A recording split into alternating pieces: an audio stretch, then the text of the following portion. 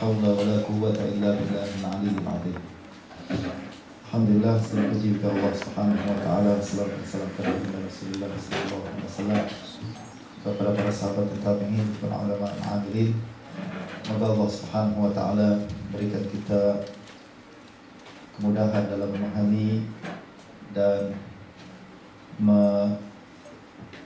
menguasai ilmu yang tengah kita bincangkan ini.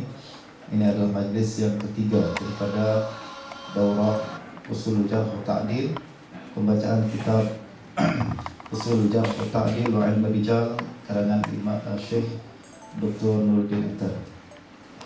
Pada perbincangan yang lepas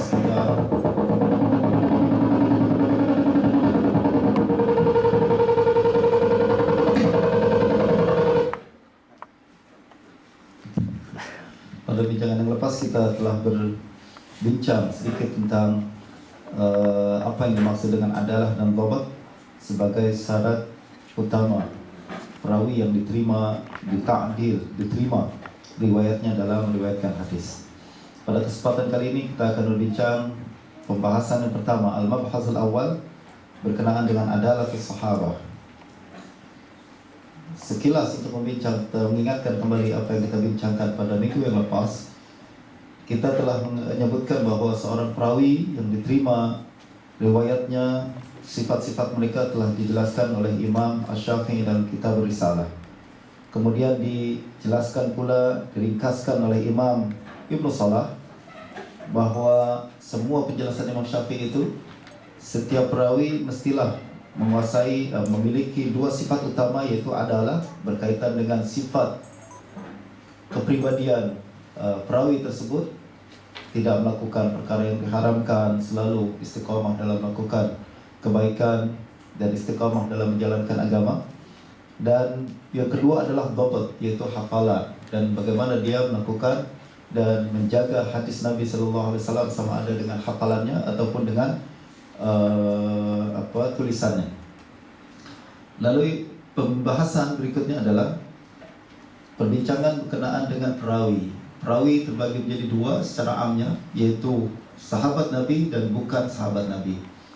Perbahasan berkenaan dengan sahabat Nabi sallallahu alaihi wasallam diberikan satu penjelasan yang khas, sebab sahabat Nabi memiliki dan menduduki tempat yang sangat istimewa dalam hadis Nabi, dalam periwayatan hadis.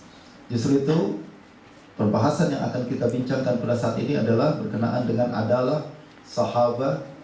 Kita ingin membuktikan dan menetapkan bahwa semua sahabat Nabi sallallahu alaihi wasallam adalah udul. Udul bermakna mereka memiliki sifat adalah yang sempurna. Mereka mempunyai sifat-sifat yang melayakkan diri mereka untuk diterima setiap riwayat yang mereka sampaikan berkenaan dengan hadis-hadis baginda Nabi sallallahu alaihi wasallam.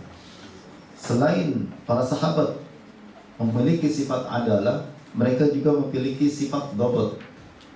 Nah, itu juga yang akan kita bincangkan dalam perbahasan al-mabhasul awal dalam perjumpaan kali ini.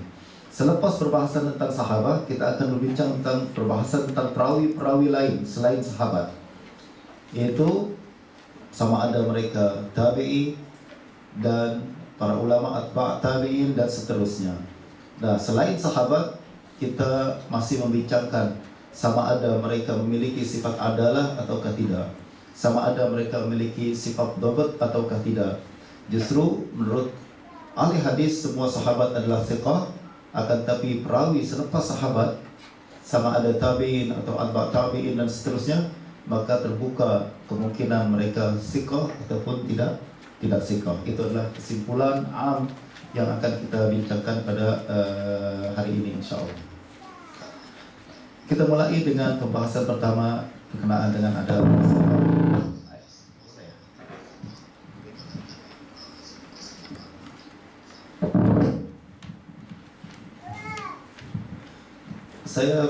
Sebelum saya mulakan, nak tanya, cara pembacaan kita ini nak baca terus semua tanpa dijelaskan atau setiap paragraf saya jelaskan?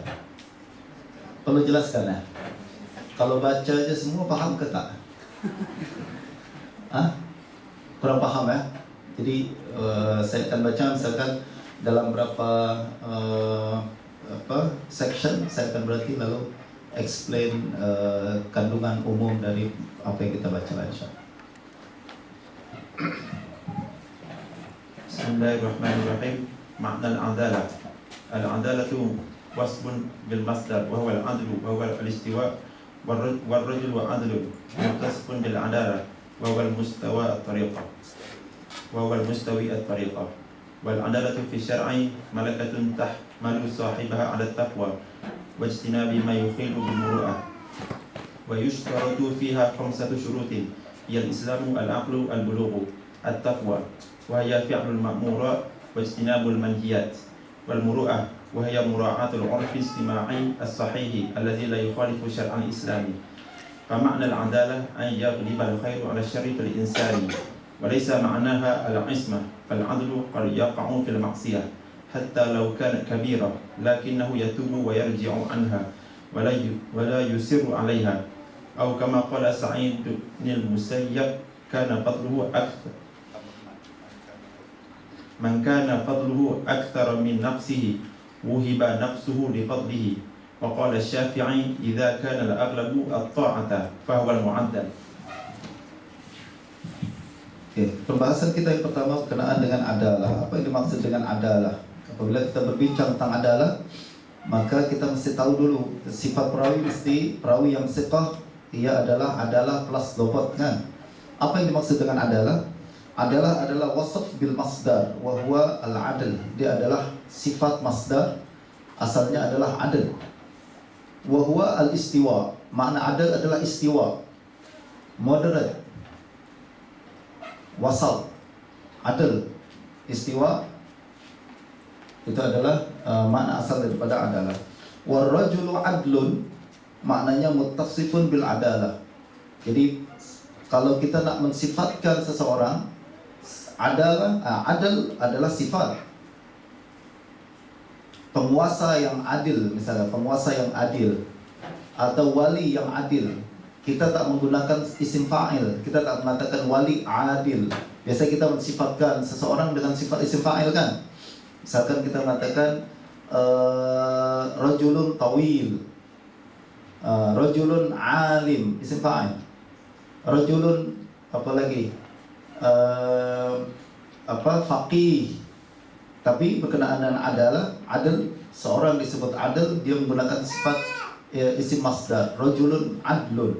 Maknanya orang tersebut adil, memiliki sifat adalah, muttasifun bil adalah, wa huwa al-mustawi tariqah. Rajulun adil maknanya bukan adil lawan zalim. Ini bahasa Melayu. Seorang laki-laki yang adil maknanya adalah dia tidak zalim, kan? Dia adil, menempatkan sesuatu pada tempatnya, kemudian dia kita sifatkan sebagai seimbang. Tapi yang dimaksud sini adalah mustawi tariqah. Dia perjalanannya istiqamah. Dia selalu tak menyimpang, istiqamah terus berjalan dalam hukum Allah Subhanahu wa taala. Wal adalatu fi syara', adalah dalam syara' hukum agama, malakatun, malakah, dia adalah satu malakah. Malakah adalah kemahiran dalam diri, sifat di dalam diri seseorang, itu namanya malakah. Maknanya sesuatu yang tak boleh lepas daripada dirinya, itu adalah malakah. Malakatun, adalah malakah, satu sifat dalam diri, tahmilu sahibaha ala taqwa, yang terus memotivasi dia untuk, yang memotivasi pemilik sifat tersebut untuk melakukan ketakwaan, dan wajtina bima yukhillu bil muru'ah, dan meninggalkan perkara-perkara yang dapat merusak image diri dia, muru'ahnya. Maka di dalam adalah disyaratkan 5 perkara. Pertama, orang disebut rajulun adlun, atau seorang memiliki sifat adalah mesti memiliki 5 sifat. Yang pertama adalah al-Islam. Orang bukan muslim tidak memiliki sifat adalah. Ini kita bincang bukan berkenaan dengan hukum sosial, hukum kemasyarakatan. Maknanya Ustaz, Islam tidak memandang non-muslim itu tidak jujur ke? Tak, kita tak bincang itu dari segi sifat kemasyarakatan. Kita bincang tentang hadis. Kita bincang tentang hukum agama. kita nak terima agama kita daripada sumber tertentu. Adakah orang non-Muslim layak menjadi sumber rujukan kita dalam agama? Tak, kita tak katakan mereka memiliki sifat adalah dalam meriwayatkan hadis. Mereka tidak memiliki sifat adalah dalam menyampaikan dan menjelaskan agama kita. Nah, ini disebut adalah, bukan bermakna di luar kita kemudian tengok non-Muslim macam lain macam aja kan. Tak adil. Dia cakap pun tak jujur. Dia nak beritahu kita satu perkara pun tak terima. Tengok TV yang presenternya bukan orang Muslim, wah berita dia semuanya tak sikoh. Tak, ini bukan berkenaan dengan berita-berita di luar. Kita bincang tentang hadis. Bincang tentang hadis, ya, dan Muslim tidak memiliki sifat adalah. Sebab kita hanya mengambil agama kita daripada orang Islam sahaja. Lalu kemudian al-aql, sifat adalah juga mesti punya kecerdasan. Islam saja, tapi kalau dia gila, kita tak terima ilmu agama dari dia. Islam saja kalau dia Muslim, tapi dia tak pandai pun, sering melakukan kesalahan, tetap kita tak terima ilmu agama dari dia. Mesti menggabungkan antara keislaman lalu akal. Wal bulugh, mesti balik. Taklah kita terima ucapan dari budak kecil berkenaan dengan hukum agama kita, tentang akidah kita. Tak boleh. Budak kecil, perbincangan mereka tidak ada taklif. Jadi kita tak terima sumber hukum atau hadis, perbincangan kita tentang hadis, kita tak terima hadis dari budak yang masih kecil. Tapi nanti kalau dia sudah balik, dia sedar apa yang dia sampaikan, maka kita boleh terima daripada dia. At-taqwa, yang keempat juga mesti memiliki takwa. Apa itu takwa? Iaitu fi'lul ma'murat wa ijtinabil manhiyat. Itu namanya takwa. Yang kelima al-muru'ah. Sifat yang kelima adalah muru'ah. Apa yang dimaksud muru'ah? Kalau bahasa Melayu meruah kan? Tak tahu maknanya apa, sama dengan bahasa Arab ke tak? Al-muru'ah wahia mura'atul urfil ijtima'i sahih. Maknanya adalah dia menjaga, terikat dengan uruf sosial yang baik.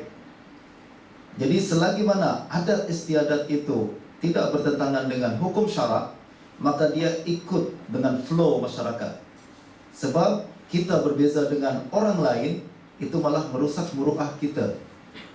Walaupun yang kita lakukan halal, walaupun yang kita lakukan baik, ya, walaupun yang kita lakukan tidak haram, tapi kita ikut flow masyarakat. Image, kalau kita berbeza sendiri, maknanya adalah kita macam awak telah kehilangan muru'ah. Muru'ah ini berbeza. Muru'ah adalah mura'atul urfil ijtima'i as-sahih. Ingat, uruf pun ada uruf yang buruk, ada uruf yang baik. Kalau uruf ini kebiasaan di sini memang Ustaz. Kita kebiasaan di tempat kita adalah laki-laki dan perempuan suka duduk bersama-sama. Kalau Ustaz duduk berbeza dengan laki-laki dan perempuan, misalkan tak nak campur dengan, tak mengamalkan uruf ini, maknanya Ustaz tak punya muru'ah. Ini salah. Uruf itulah yang salah. Saya tak follow uruf itu. Tapi kalau uruf itu baik, ya, saya akan flow, ikut dengan flow masyarakat. Dan kalau kita bertentangan dengan flow tersebut, kita yang memang tak haram, tapi kita telah merusak muru'ah kita sendiri. Kata Imam Syafi'i dulu, andai minum air sejuk merusak muru'ah saya akan tinggalkan minum air sejuk tersebut. Maknanya beliau jaga muru'ahnya. Jangan sampai ada sesuatu yang boleh digunakan oleh orang lain untuk menyerang diri beliau.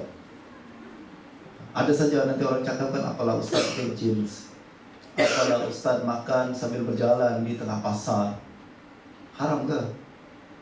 Taklah, tapi tak muru'ah, tak selari dengan adat kita. Tak selari dengan adat kita. Nah, ini namanya muru'ah. 5 perkara yang mesti dimiliki oleh seorang perawi mempunyai sifat adalah. Allati la yukhalifu syara' al-Islam. Fa ma'na al-adalah an yaqdiba al-khair 'ala asy-syarr fil insan wa laysa ma'naha al-ismah. Ini kena ditekankan, yang disebut adalah bukan bermakna al-ismah, bukan bermakna orang berkenaan maksum. Kita mengatakan si fulan adil. Jadi seorang ustaz mestilah punya sifat adalah, ya, tapi bukan bermakna ustaz tak boleh salah. Bukan bermakna seorang perawi tak boleh salah. Bukan bermakna dia maksum daripada segala dosa. Tak. Mana ada orang seperti itu. Kalau disyaratkan seseorang perawi maksum, tak ada perawi yang siqah sampai hari ini. Kalau seorang ustaz disyaratkan maksum, tak ada seorang ustaz yang boleh berceramah pada hari ini. Jadi yang dimaksud adalah kebaikannya melebihi keburukannya. Kesalahan-kesalahan kecil dibiarkan. Hatta law kanat kabirah fal adlu qad yaqa'u fil ma'siyah hatta law kanat kabirah. Seorang perawi, termasuk seorang sahabat Nabi sallallahu alaihi wasallam yang kita sebutkan sebagai adil, bukan bermakna dia tak pernah melakukan maksiat, pernah. Bahkan mungkin mereka pernah melakukan dosa besar, lakinnahu yatubu wa yarji'u anha. Tapi dia bertaubat dan kembali menarik diri daripada perbuatan tersebut, wala yusirru 'alaiha, dan dia tak terus-menerus melakukan perkara itu. Manusia kadang melakukan dosa, kadang melakukan kesalahan. Kalaupun dia melakukan kesalahan, kita tak terus mengatakan, oh maknanya dia tak adil, kan? Dia tetap adil kalau dia bertaubat. Kalau dia bertaubat, kita masih terima dia sebagai perawi yang adil. Tapi kalau tak bertaubat, yusirru 'alaiha, terus melaksanakan perbuatan maksiat tersebut, bahkan membela, mempertahankan perbuatan tersebut, dan kemudian menjatuhkan adalah orang tersebut. Dalam ilmu hadis nanti kita akan pelajari ramai perawi yang tersalah meriwayatkan hadis. Munkar diriwayatkan, hadis maudhu diriwayatkan. Lalu kemudian para ulama hadis menegur dia. Engkau telah meriwayatkan hadis salah, munkar, khata' atau maudhu. Berhentilah daripada meriwayatkan itu. Kalau dia berhenti, dia akan terus, ahli hadis akan ambil hadis lagi dari dia. Tapi kalau telah diingatkan, lalu terus yusir 'alaiha, tak ini bukan maudhu, tak ini munkar, ini tak munkar, terus dia meriwayatkan hadis tersebut,